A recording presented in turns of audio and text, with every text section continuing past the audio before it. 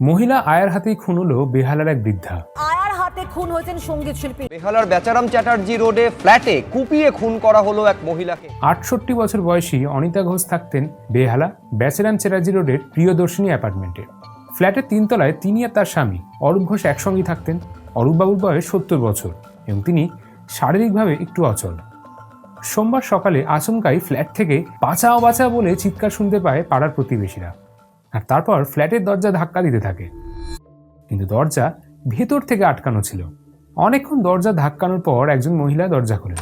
তিনি প্রতিবেশীদের বলেন, এখানে কাজ করা অন্য একজন গৃহকর্মী মহিলাকে হত্যা করে পালিয়ে গেছে। রক্তাক্ত অবস্থায় অনিতা দেবী পড়েছিলেন মাটিতেই। শরীরে ছিল বহু ধারালো অস্ত্রের চিহ্ন। খবর পাওয়ার সাথে সাথেই তার ছেলে তাকে হাসপাতালে নিয়ে যায়, তবে ডাক্তাররা তাকে মৃত বলে ঘোষণা করে। পুলিশের দাবি অনুযায়ী সঞ্জু সরকার নামে এক আয়াকর্মী ওই দম্পতির ফ্ল্যাটে কাজ করত, সেই এই খুনটি করেছে।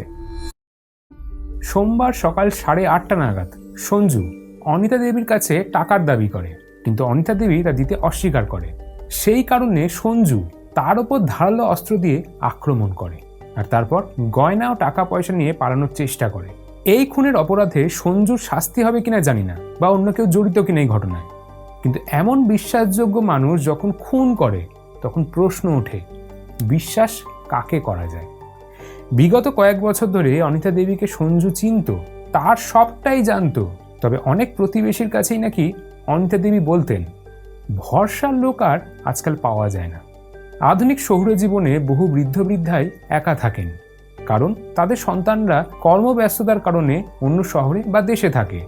এমন পরিস্থিতিতে অনেকেই চায় বিশ্বাসযোগ্য গৃহকর্মী, কিন্তু এরকম ঘটনা ঘটার পর সেই ভরসা বা বিশ্বাস কোনোটাই আর থাকে না। তোমরা হয়তো অনেকেই জানো না যে আয়া সেন্টারগুলোতে একটা নিয়ম রয়েছে, কোনো আয়াকর্মী বা নার্স হিসেবে নাম নথিভুক্ত করার আগে ভোটার কার্ড, প্যান কার্ড এগুলো ছাড়াও সিএ অর্থাৎ ক্যারেক্টার অ্যান্টিসিডেন্ট স্থানীয় পুলিশ স্টেশনে ভেরিফিকেশন করাতে হয়।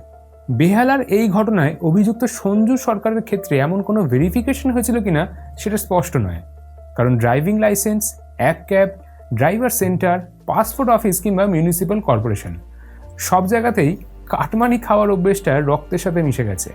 তাই কে এলো বা গেল সেই সব নির্ধারিত হয় আন্ডার দ্য টেবিল। তারপর অনেক ক্ষেত্রেই দেখা যায় যে একবার আয়া সেন্টার থেকে আয়াকর্মী নেওয়ার পর খরচা কমানোর জন্য তারা সরাসরি তাদের সাথে চুক্তি করে নেয়। এর ফলে আয়া সেন্টারের কোনো ভূমিকাই থাকে না এখানে। তাই এই ধরনের ঘটনাগুলো যদি সত্যি বন্ধ করতে হয়, তাহলে প্রশাসন থেকে সাধারণ মানুষ দুজনকেই দায়িত্বশীল হতে হবে। কিন্তু এই দেশে মানুষের দায়িত্ব কে নেবে যখন নিজেরাই নিজেদের দায়িত্ব নিতে পারে না? তোমাদের কি মনে হয় কি করলে এই ধরনের ঘটনাগুলো সত্যি বন্ধ হবে এবং আমরা সেফ ফিল করবো আবার?